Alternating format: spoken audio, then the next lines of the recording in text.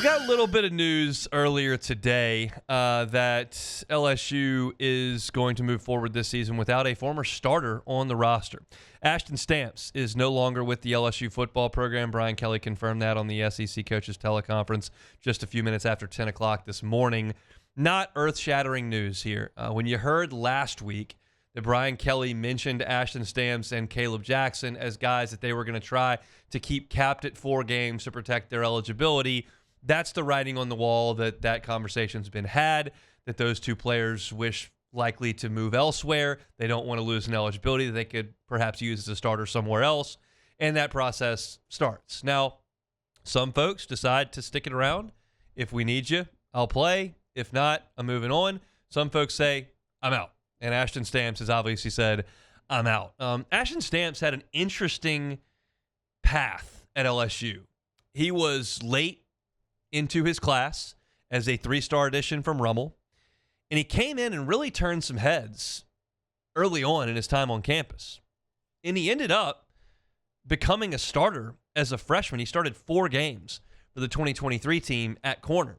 And last year, he started all 13 games for LSU at corner and was 3rd in the Southeastern Conference in pass breakups. He had 14 of them last year. Never got his hands on an interception, but had 14 pass breakups. But as I mentioned a lot, this is not a shot at Ashton Stamps at all. Ashton Stamps played admirably for LSU in early circumstances for a 3-star recruit.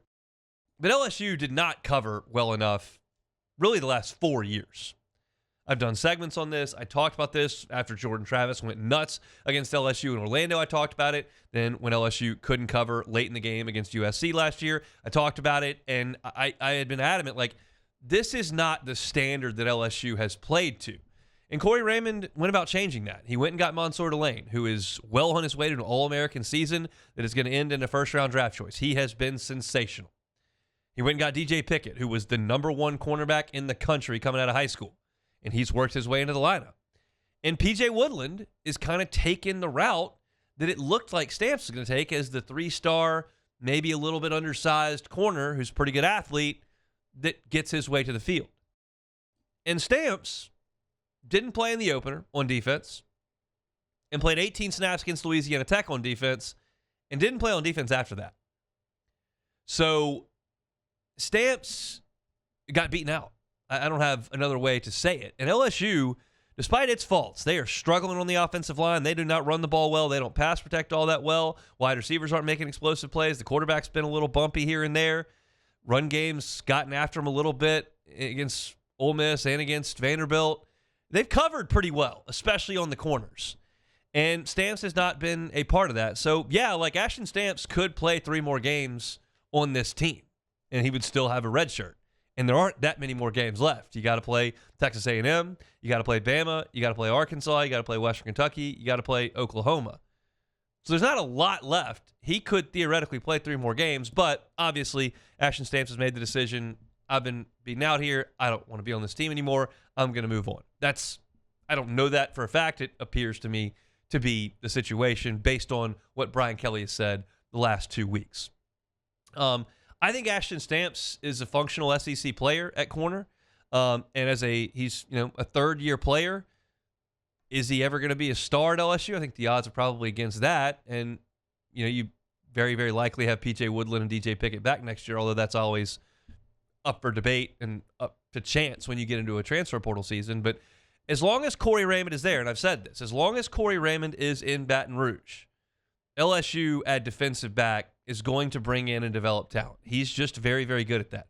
He identifies it well. He recruits it well. He develops it well. He did it for a better part of a decade in his first run at LSU, and it took him a year to get his feet on the ground and to kind of overhaul things, but you're looking at it right now. And right now, I would suggest that LSU, in terms of the way that they cover on defense, is probably the thing that LSU does the best on the entire roster right now.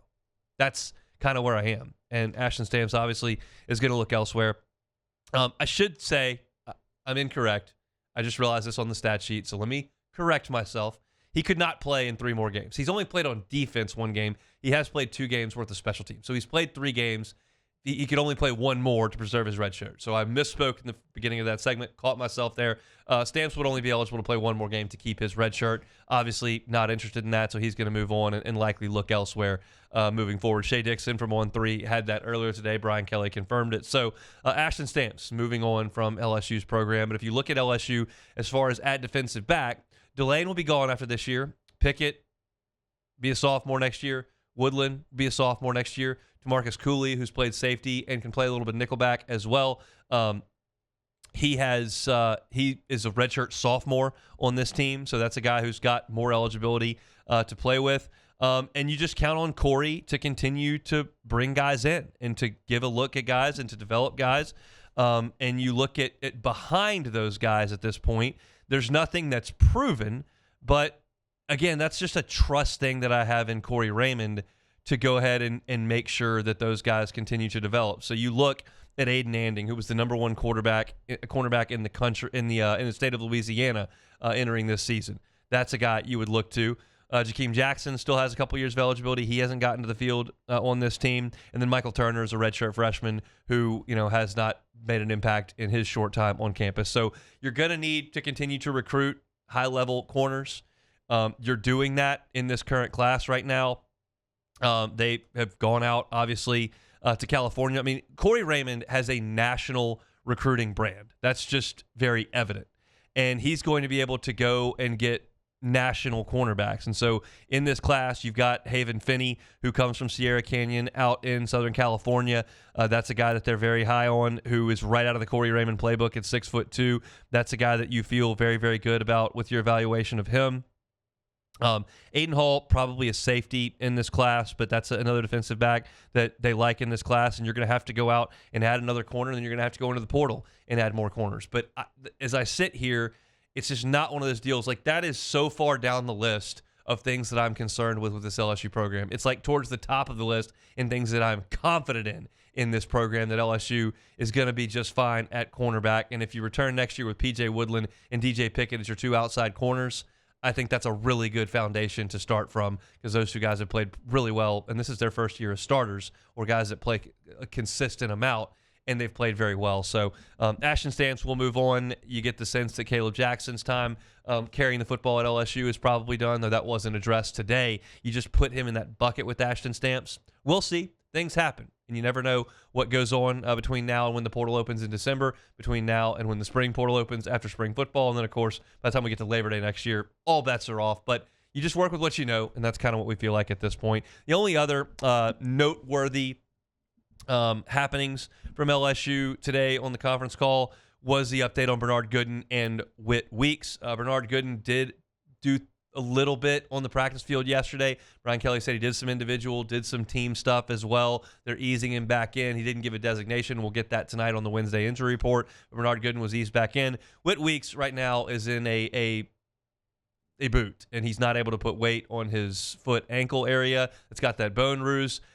I can't imagine, if you're in a boot on Wednesday afternoon, that you're going to take that thing off and be full speed and ready to go on Saturday. I don't know that. We'll get the injury report tonight, but I don't feel good about Whit Weeks' availability for this week against Texas A&M at all. And that's a very difficult pill to swallow when you look at how well A&M runs the ball between a very veteran offensive line and then Reuben Owens in the backfield. They don't have Le'Veon Moss, but they've got Reuben Owens, and we saw what Marcel Reed can do with his feet as well. So it's not great to not have your All-American linebacker in the middle of your defense, and I'm not confirming that he's not playing, but it's my strong suggestion that Whit Weeks will not be on the field on Saturday afternoon, Saturday evening, Saturday night for LSU. That's just the sense you get from the fact that he's still in a walking boot 3 days to game time. So not a great update as far as the injuries go, but we'll continue to monitor things as the updates come out Wednesday, Thursday, Friday night, moving into the Texas A&M game. Hey, thanks for watching Hunt on LSU. Before you get out of here, do us a couple of favors. Hit that like button, leave your comments below, and subscribe to the channel for all your Fighting Tiger football talk. See you next time.